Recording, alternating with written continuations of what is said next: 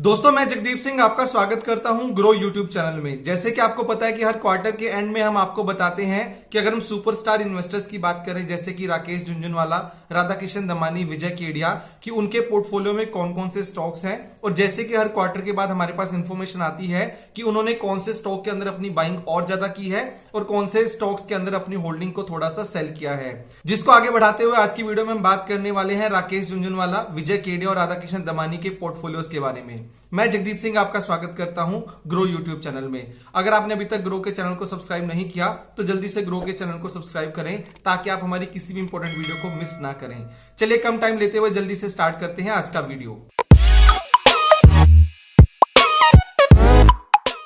तो दोस्तों सबसे पहले बात करते हैं राकेश झुनझुनवाला के बारे में। तो राकेश झुनझुनवाला इंडिया के सबसे बड़े इन्वेस्टर हैं और अभी मैं आपको बताऊंगा कि उनके पास उनके पोर्टफोलियो के अंदर कौन कौन से स्टॉक्स हैं और उन्होंने कौन कौन से स्टॉक्स के अंदर रिसेंट के टाइम में बाइंग की है और कौन कौन से स्टॉक्स के अंदर अपने स्टेक को कट किया है। सबसे पहले हम बात करते हैं उन स्टॉक्स के बारे में जहां पे राकेश झुनझुनवाला ने अपने स्टेक को इंक्रीज किया है। चलिए वो जानने के लिए मैं आपको लेके चलता हूं अपनी स्क्रीन के ऊपर।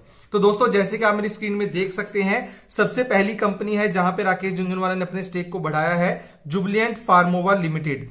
इस कंपनी के अंदर एज ऑफ मार्च 2021 के एंड में राकेश झुनझुनवाला के पास 6.30% का स्टेक था और मार्च क्वार्टर के एंड में उन्होंने अपने स्टेक को 0.50% से बढ़ाया है, यानी कि दिसंबर 2020 के क्वार्टर के एंड में उनके पास 5.80% का स्टेक था इस कंपनी के अंदर। सेकंड कंपनी भी हेल्थ केयर सेक्टर से निकल के आती है जिसका नाम है Fortis health care limited. Fortis health care limited की कंपनी के अंदर राकेश झुनझुनवाला के पास 3,25,50,000 स्टॉक्स हैं, यानी कि इनके पास 4.30% का स्टेक है। अगर मैं इसको दिसंबर 2020 के स्टेक के साथ कंपेयर करूं तो राकेश झुनझुनवाला ने रिसेंट के क्वार्टर में इस कंपनी के अंदर अपने स्टेक को 0.30% से इंक्रीज किया है। फोर्टिस का नाम तो आपने सुना ही होगा कि ये कंपनी अपने हॉस्पिटल्स ऑपरेट करती है और हेल्थ केयर सेक्टर के अंदर अपना बिजनेस रन करती है। दोस्तों थर्ड कंपनी जो आप हमारी लिस्ट में देख सकते हैं, नजारा टेक्नोलॉजीज लिमिटेड। क्योंकि ये कंपनी रिसेंट के टाइम में लिस्ट हुई है तो अभी इन्होंने पब्लिक किया है कि राकेश झुनझुनवाला के पास कितना स्टेक है। तो एज पर मार्च 2021 राकेश झुनझुनवाला के पास इस कंपनी के अंदर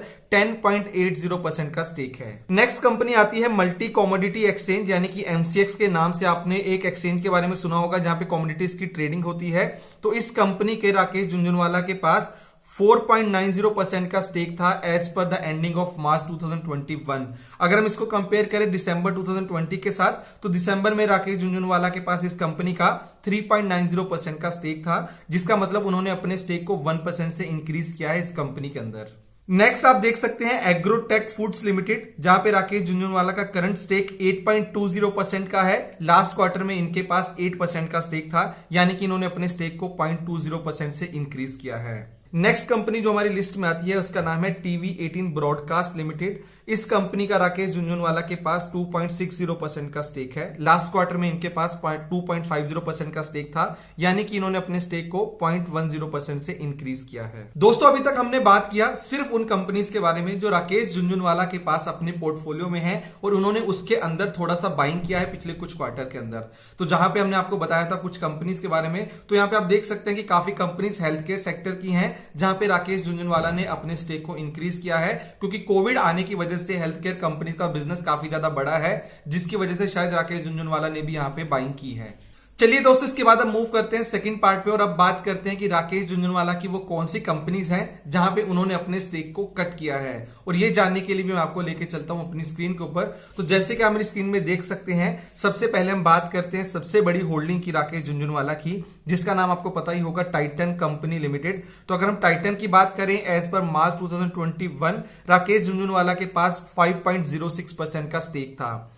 दिसंबर 2020 के अंदर इनके पास 5.32% का स्टेक था, यानी कि इन्होंने अपने स्टेक को 0.26% से कट किया है। अगर आप पिछले कुछ क्वार्टर्स का नंबर्स देख लें तो लगातार राकेश झुनझुनवाला ने टाइटन कंपनी के अंदर अपने स्टेक को कट किया है। नेक्स्ट कंपनी हमारी लिस्ट में आती है टाटा कम्युनिकेशंस। टाटा कम्युनिकेशंस का स्टेक राकेश झुनझुनवाला के पास दिसंबर 2020 के अंदर 1.10% का था, जो करंटली कम करके उन्होंने 1% कर दिया है, यानी कि अपने स्टेक को उन्होंने 0.10% से कट किया है। नेक्स्ट कंपनी जो हमारी लिस्ट में है एप्टेक लिमिटेड, जिसका राकेश झुनझुनवाला के पास लास्ट क्वार्टर के एंड में 23.86% का स्टेक था, जिसको उन्होंने कम करके 23.78% कर दिया है, यानी कि 0.06% का स्टेक कट किया है। ये बहुत सा माइनर सा स्टेक कट है अगर नंबर ऑफ शेयर्स के बारे में अगर आप बात करेंगे तो।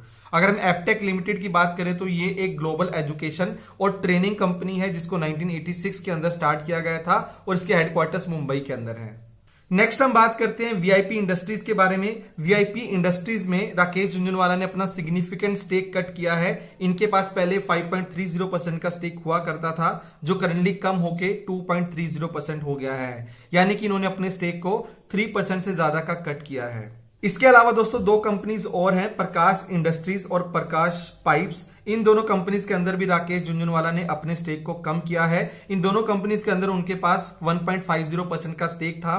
करंटली प्रकाश इंडस्ट्रीज का राकेश झुनझुनवाला के पास 1.40%, तो प्रकाश पाइप्स का राकेश झुनझुनवाला के पास 1.30% का स्टेक है, यानी कि इन्होंने दोनों कंपनीज के अंदर अपने स्टेक को 0.10% और 0.20% से कम किया है। तो दोस्तों ये अभी तक हमने बात किया उन कंपनीज के बारे में जहां पे राकेश झुनझुनवाला ने अपने स्टेक को कट किया है, लेकिन बहुत सी कंपनी ऐसे भी होती हैं जहां पे राकेश झुनझुनवाला के पास पहले होल्डिंग हुआ करती थी, लेकिन अगर हम रिसेंट के क्वार्टर की बात करें तो उनकी शेयर होल्डिंग के अंदर वो कंपनीज नहीं दिख रही हैं, यानी कि उन्होंने अपनी उस कंपनीज के अंदर अपने स्टेक को 1% से कम कर दिया है। तो ये रेगुलेटरी रिक्वायरमेंट होती है कि जिस भी कंपनी के अंदर किसी इंडिविजुअल का स्टेक 1% से ज्यादा का होता है तो वो कंपनीज को रिपोर्ट करना पड़ता है। तो जो भी कंपनीज गायब होती है राकेश झुनझुनवाला के पोर्टफोलियो से, तो उससे आपको यह समझ में आता है कि उन्होंने उस कंपनीज के अंदर अपने स्टेक को 1% से कम कर दिया है। चलिए अब ऐसी कंपनीज के बारे में जानने का ट्राई करते हैं जहां पे राकेश झुनझुनवाला ने अपने स्टेक को 1% से कम कर दिया है। तो दोस्तों जैसे कि आप स्क्रीन पे देख सकते हैं, यहाँ पे आयन एक्सचेंज, जिसके अंदर राकेश झुनझुनवाला का 5.30% का स्टेक था और इस कंपनी ने पिछले कुछ टाइम के अंदर बहुत ज्यादा रिटर्न बना के दिया है अपने इन्वेस्टर्स को। Similarly first source solution limited, इस कंपनी ने भी काफी अच्छा रिटर्न दिया अपने इन्वेस्टर्स को, जो एक टाइम पे 39-40 रुपीज पे ट्रेड करता था, करंटली 100 रुपीज ऊपर ट्रेड कर रहा है, जहां पे राकेश झुनझुनवाला ने अपने स्टेक को 1% से कम कर दिया है। दोस्तों इस लिस्ट में दो और ऐसी कंपनीज आती हैं, India bulls real estate limited, जहां पे इनका 1.10% का स्टेक था। सिमिलरली जीएमआर इंफ्रास्ट्रक्चर लिमिटेड, जहां पे राकेश झुनझुनवाला का 1.4% का स्टेक था, जिसको कम करके इन्होंने 1% से कम कर दिया है। तो दोस्तों ये तो बात हुई राकेश झुनझुनवाला की। बात करेंगे राधा किशन दमानी की, लेकिन उसके ऊपर मूव करने से पहले मैं आपको एक लर्निंग बताना चाहता हूं। बहुत से लोग बहुत बार ये क्वेश्चन करते हैं कि जो भी सुपरस्टार इन्वेस्टर्स ने बाय किया है, क्या मुझे उसको ब्लाइंडली बाय कर लेना चाहिए? और इसके ऊपर मैंने बहुत बार आंसर भी किया है, और जब भी मैं वीडियो बनाता हूं मैं सोचता हूं आपको एक बार फिर से बता दूं कि जब भी आप इन्वेस्टमेंट करते हैं आपका एक रिस्क एपेटाइट होता है। सिमिलरली जब एक बड़ा इन्वेस्टर इन्वेस्टमेंट करता है, वो अपने रिस्क के हिसाब से, अपने कैपिटल के हिसाब से इन्वेस्टमेंट करता है। तो जहां पे उन्होंने इन्वेस्टमेंट किया है, अगर आप वहां पे इन्वेस्टमेंट करते हैं तो कहीं ना कहीं आप सेम अमाउंट का रिस्क लेने का ट्राई करते हैं, जो जस्टिफाइड नहीं होगा। मैं आपको ये नहीं बोल रहा कि आपको इन्वेस्टमेंट नहीं करनी चाहिए, लेकिन अगर आपको ये इन्फॉर्मेशन अच्छी लगती है, आपको कोई स्टॉक अच्छा लगता है, आपको अपनी रिसर्च करनी चाहिए। एक अच्छी रिसर्च करने के बाद ही आपको इन्वेस्टमेंट करने के बारे में डिसाइड करना चाहिए, ना कि ब्लाइंडली किसी भी स्टॉक को बाय कर लो, क्योंकि आप नहीं जानते कि उन्होंने स्टॉक को किस प्राइस पे बाय किया था। हो सकता है कि उन्होंने स्टॉक को 10 रुपए बाय किया हो, करंटली वो 150 रुपीज के आसपास का है, तो ये जस्टिफाइड नहीं होगा। इसलिए मैं आपको फिर से बोलता हूं कि एक अच्छी रिसर्च करने के बाद ही आप इन्वेस्टमेंट करें। चलिए अब जल्दी से बात करते हैं राधा किशन दमानी के बारे में और जानने का ट्राई करते हैं कि कौन सी कंपनीज के अंदर उन्होंने अपने स्टेक को इंक्रीज किया है। तो दोस्तों जल्दी से मैं आपको लेकर चलता हूं अपनी स्क्रीन के ऊपर। तो जैसे कि आप मेरी स्क्रीन में देख सकते हैं, सबसे पहले नंबर पे आता है एवेन्यू सुपरमार्ट्स। एवेन्यू सुपरमार्ट्स के अंदर राधाकिशन दमानी का 51.30% का स्टेक था, यानी कि वो प्रमोटर है इस कंपनी के। लेकिन उन्होंने इंटरेस्टिंग फैक्ट यह है कि इस कंपनी के अंदर अपनी होल्डिंग को इंक्रीज किया है बाय 8.30%। तो करंट होल्डिंग उनका एवेन्यू सुपरमार्ट्स के अंदर 59.60% के आसपास का है। तो दोस्तों यही एक कंपनी थी जहां पे राधाकिशन दमानी ने अपने स्टेक को इंक्रीज किया है। अब बात करते हैं उन कंपनीज के बारे में जहां पे राधाकिशन दमानी ने अपने स्टेक को कट किया है। तो जैसे कि हम स्क्रीन में देख सकते हैं, सबसे पहली कंपनी है वीएसटी इंडस्ट्रीज, जो कि टोबैको सेक्टर में अपना काम करती है, जहां पे उनके पास 31.03% का स्टेक था, जिसको उन्होंने कम करके 30.16% पे ले आए हैं। अभी भी उनका होल्डिंग वैल्यू 1471 करोड़ के आसपास का है। यहाँ पे दोस्तों 3 कंपनीज ऐसी भी हैं जहां पे उन्होंने अपने स्टेक को 1% से कम भी किया है, और ये 3 कंपनीज के नाम है स्पेंसर्स रिटेल लिमिटेड, काया लिमिटेड, जुबिलियंट फूडवर्क्स लिमिटेड। तो इन तीनों कंपनीज के अंदर उनका 1.50%, 1.1% के आसपास का स्टेक था और as per the current information उनके पास इनका स्टेक 1% से भी कम का है। हो सकता है कि उन्होंने अपने पूरे के पूरे शेयर्स भी बेच दिए हों, जिसके ऊपर हम कमेंट नहीं कर सकते। अब हम बात करते हैं विजय केडिया के बारे में। तो विजय केडिया भी एक काफी ज्यादा एक्सपीरियंस इन्वेस्टर हैं, जिन्होंने काफी ज्यादा वेल्थ क्रिएट किया है इन्वेस्टमेंट से।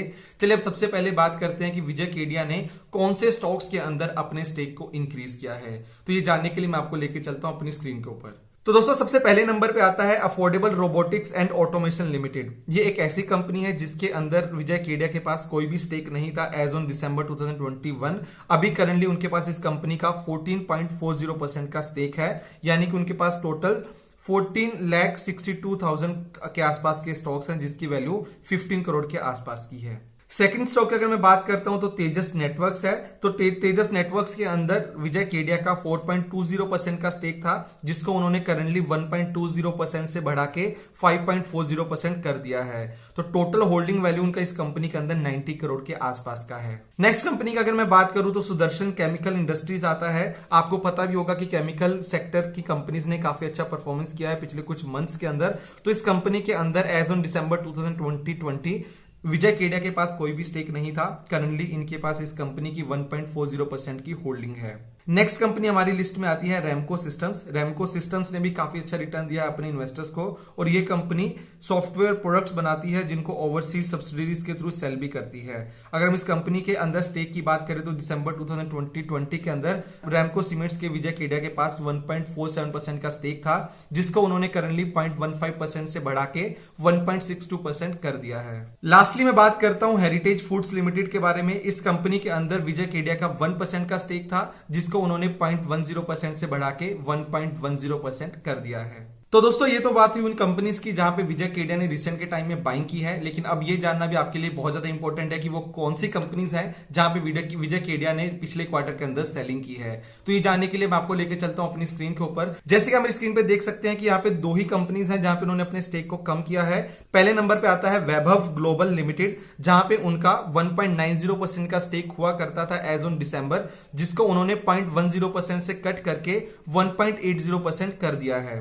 सिमिलरली दोस्तों दूसरे नंबर पे आता है लाइकीज लिमिटेड, जहां पे उनका स्टेक 10% का हुआ करता था, जिसको उन्होंने 0.70% से कम करके 9.30% कर दिया है। तो दोस्तों मैं उम्मीद करता हूं कि आज की वीडियो आपको पसंद आई होगी। अगर आपको आज की वीडियो पसंद आई तो वीडियो को लाइक करें, कमेंट करके बताएं कि आपका फेवरेट स्टॉक कौन सा है जहां पे आप इन्वेस्टमेंट करने के बारे में सोच रहे हैं।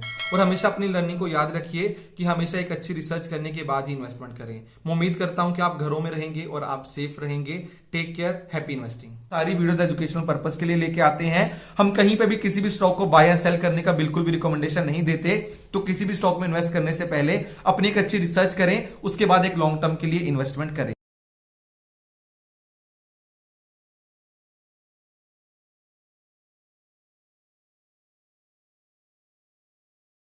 Investment in securities market are subject to market risks. Read all the related documents carefully before investing. Please read the risk disclosure documents carefully before investing in equity shares, derivatives, mutual fund, and or other instruments traded on the stock exchanges.